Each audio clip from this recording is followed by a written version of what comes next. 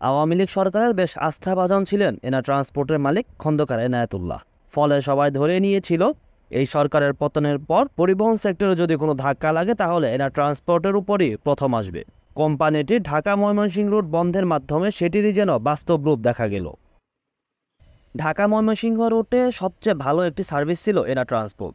Gate lock service হওয়া যাত্রীরাও খুব দ্রুত আসা যাওয়া করতে পারতেন গন্তব্যে, কিন্তু এই বাস কোম্পানি বন্ধ হয়ে যাওয়ার পর বেশ বিপাকে পড়েছেন যাত্রীরা।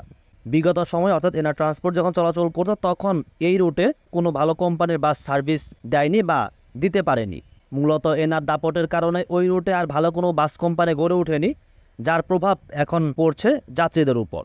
তারা লোকাল বাসগুলো এখন যাতায়াত করছেন, যদিও এনা ট্রান্সপোর্ট কর্তৃপক্ষ চেষ্টা চালিয়ে যাচ্ছে এই বাস কোম্পানি আবার চালু করতে ময়মনসিংহ রুটে, কিন্তু এখনও ইতিবাচক কোনো কিছুই আসেনি।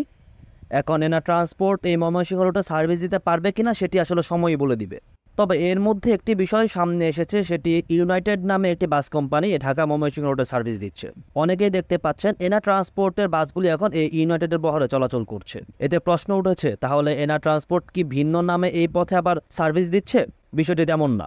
ময়মনসিংহ রুটে এনা ট্রান্সপোর্টের ব্যানারে যে বাসগুলো চলাচল করতে সবগুলোর মালিক কিন্তু খন্দকার এনায়েতুল্লাহ না। এর মধ্যে শামীম এন্টারপ্রাইজের মালিকানাধীন বাস এনা ট্রান্সপোর্টের বহরে চলতো।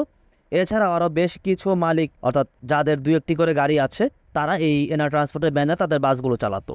এনা ট্রান্সপোর্ট বন্ধ হয়ে যাওয়ার পর বাইরের মালিক সহ শামীম এন্টারপ্রাইজ তাদের বাসগুলো বের করে নিয়ে যায় এবং এই ইউনাইটেড নামে তারা নতুন বাস কোম্পানির যাত্রা শুরু করে এই ঢাকা ময়মনসিংহ রুটে। এই যে ইউনাইটেড কোম্পানি, এটিও কিন্তু অফিসিয়াল কোনো কোম্পানি না। এটিও কতদিন স্টে করবে সেটিও বলা যাচ্ছে না। যদি বিএনপি সরকার পুরোপুরি ক্ষমতায় চলে আসে, শোনা যাচ্ছে এই শামীম এন্টারপ্রাইজ এই কোম্পানি এটিও টিকবে না, ফলে এই ইউনাইটেড কোম্পানি এটিও টিকবে না। সব মিলে মনে হচ্ছে ময়মনসিংহবাসীর জন্য সামনে আসার কোনো খবর নেই। আর এনা ট্রান্সপোর্ট যদি এই রুটে আর ফিরতে না পারে, সেক্ষেত্রে দ্রুত সময়ের মধ্যে এই পথে ভালো কোনো বাস কোম্পানি আসবে এটি আমার কাছে মনে হচ্ছে না। বর্তমানে ইউনাইটেডের ব্যানারে যে বাসগুলো চলছে এইগুলো লোকাল, এনার মতো ভালো সার্ভিস দিতে পারছে না, ফলে যাত্রীরাও খুব একটা আস্থা পাচ্ছে না। তারা হয় এনাকে চাচ্ছে অথবা বিকল্প ভালো কোনো কোম্পানি চাচ্ছে, যাতে ঠিক আগের মতোই তারা দ্রুত সময়ের মধ্যে ঢাকা থেকে ময়মনসিংহ যেতে পারে বা ময়মনসিংহ থেকে ঢাকায় আসতে পারে।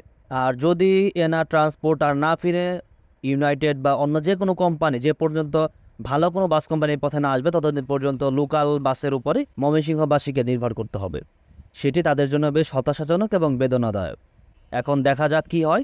সব কিছু সময়ের উপরে এখন ছেড়ে দিতে হবে। এনা ট্রান্সপোর্ট চেষ্টা করছে তাদের যাত্রীদের কথা বিবেচনা করেই তারা আবার যদি শুরু করতে পারে